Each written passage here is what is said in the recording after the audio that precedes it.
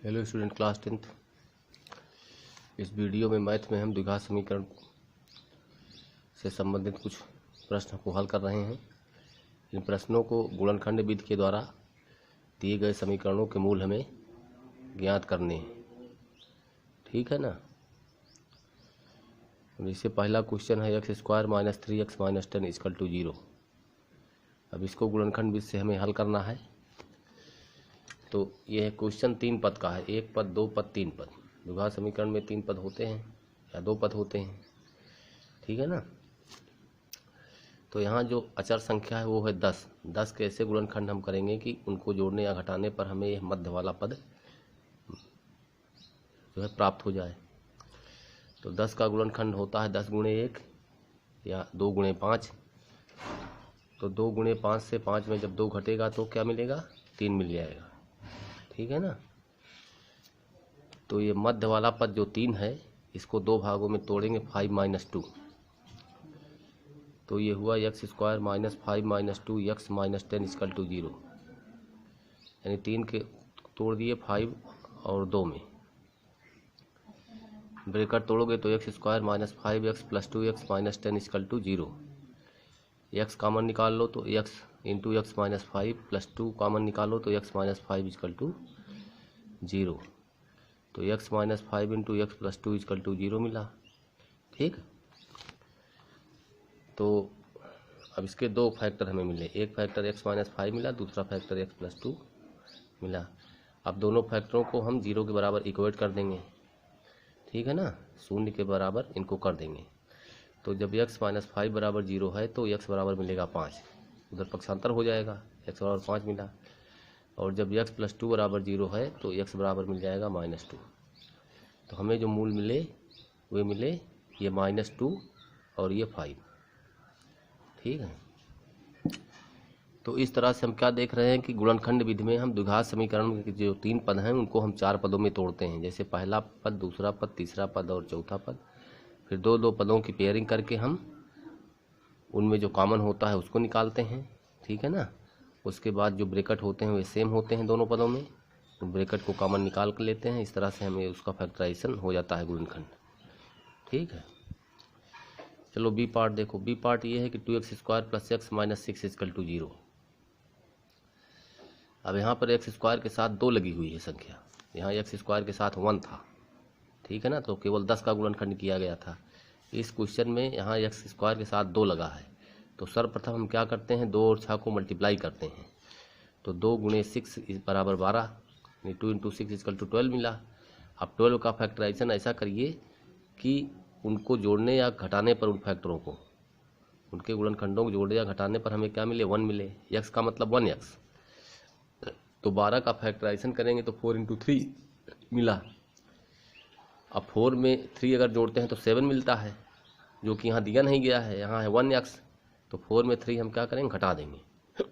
तो 4 में 3 घटा तो मिला 1। अब ये ब्रैकेट को तोड़ते हैं तो हमें मिलता है 2x² + 4 × x 4x - 3 × x 3x - 6 = 0। अब ये 4 पद में बन गया क्वेश्चन 1 2 3 4। अब 2-2 पदों का पेयरिंग कर लेते हैं इस तरह से। इसमें कॉमन देखते हैं क्या है। तो इसमें कॉमन हमें मिल रहा है 2x। यहाँ 2 ही है, 4 में भी 2 है। x यहाँ 2 घात है, यहाँ 1 घात है। तो x की 1 घात कॉमन है। तो इसको कॉमन निकालते हैं तो 2x² में से 2x कॉमन निकालेंगे तो x बचेगा। अब 4x में 2x कॉमन निकालेंगे तो 2 मिला। और इसमें -3 कॉमन है, -3 कॉमन निकाले तो x + 2 मिला। अब जो ब्रैकेट यहाँ मिला वही ब्रैकेट यहाँ मिला। ठीक है ना। ये दोनों ब्रैकेट आपको सेम मिलने चाहिए, तभी आपके क्वेश्चन सही होगा, नहीं आपकी कलम इसके बाद रुक जाएगी।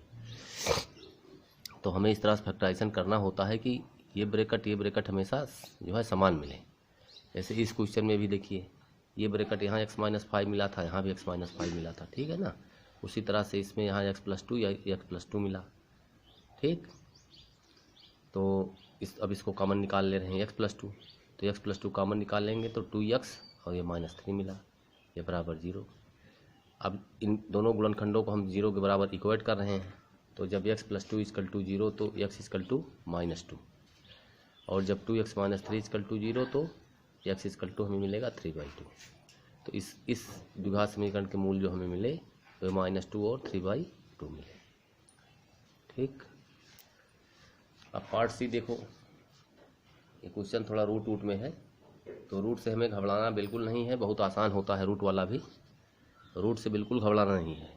तो क्वेश्चन है √2x² + 7x + 5 √2 = 0।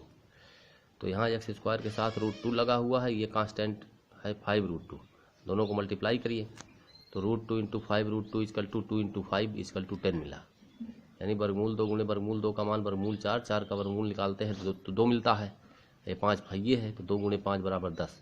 अब 10 का गुणनखंड हम करेंगे तो 2 × 5 मिलता है, और 2 में अगर 5 जोड़ देते हैं तो 7 मिल जाता है। तो ये मध्य वाला पद जो होगा यह 2 और 5 में टूटेगा, इस 2 और 5 में। तो ये हमारा क्वेश्चन बन जाता है √2x² + 2x + 5x + 5 √2 = 0।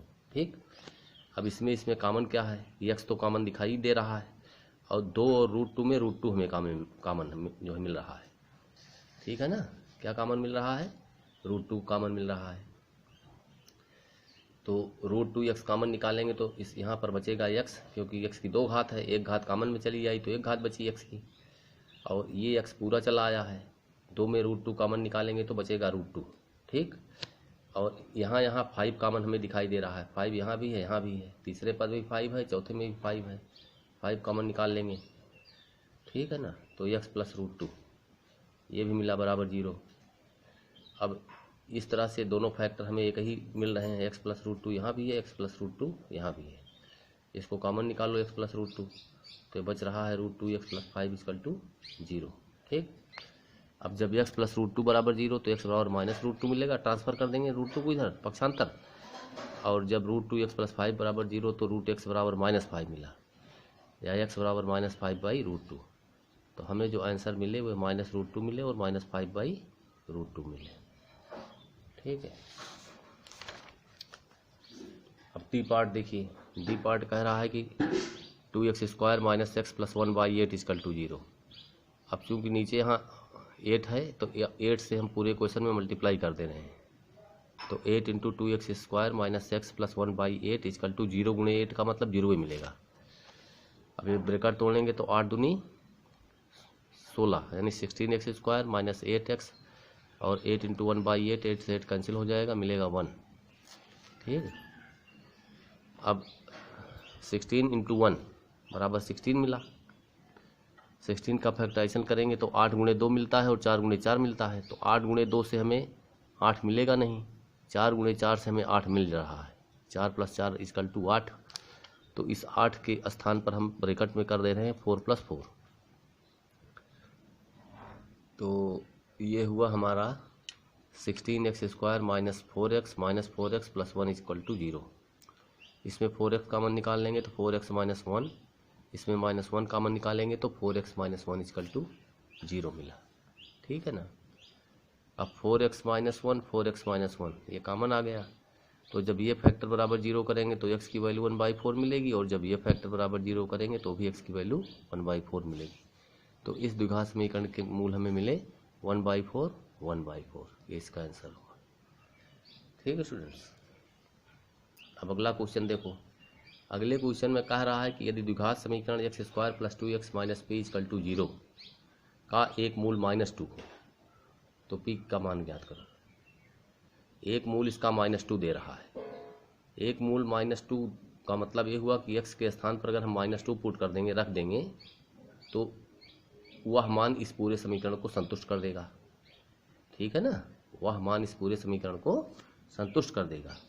यानी द्विघात समीकरण के जो मूल होते हैं वे दोनों मूल द्विघात समीकरण को क्या करते हैं, संतुष्ट करते हैं। संतुष्ट करने का मतलब कि लेफ्ट हैंड साइड की जो वैल्यू होती है वही राइट साइड की वैल्यू होती है, दोनों मान समान होते हैं। तो अब एक मूल -2 है तो x = -2 द्विघात समीकरण को क्या करेगा, संतुष्ट करेगा। तो x के स्थान पर -2 रख दे रहे हैं, जहाँ x है वहाँ -2 रख दीजिए। तो ये हो गया -2 का स्क्वायर, फिर प्लस ये 2, फिर ये जो x है x के स्थान पर -2 हो गया, फिर ये -p = 0। -2 का स्क्वायर करिएगा 4 मिला, 2 × -2 का मतलब -4, -p = 0, 4 से -4 कैंसिल हो गया। ठीक, तो मतलब ये हमारा जो है कट जाएगा, तो माइनस पी बराबर 0 is implies that p equal to 0। तो ये इसका हमें आंसर मिला। तो हम आशा करते हैं कि आप लोग इन प्रश्नों को समझ गए होंगे और इन क्वेश्चनों को आप लोग ध्यानपूर्वक समझिए, समझ करके पुनः अभ्यास करिए। ये सब बहुत ही बोर्ड परीक्षा की दृष्टि से ये सारे प्रश्न महत्वपूर्ण हैं। जितने भी प्रश्न हाई स्कूल के मैथ में हमने वीडियो में बताया है, सारे क्वेश्चंस बोर्ड परीक्षा की दृष्टि से बहुत ही महत्वपूर्ण प्रश्न हैं। इन सभी प्रश्नों को आप लोग तैयार कर लीजिएगा। Thank you for watching the video.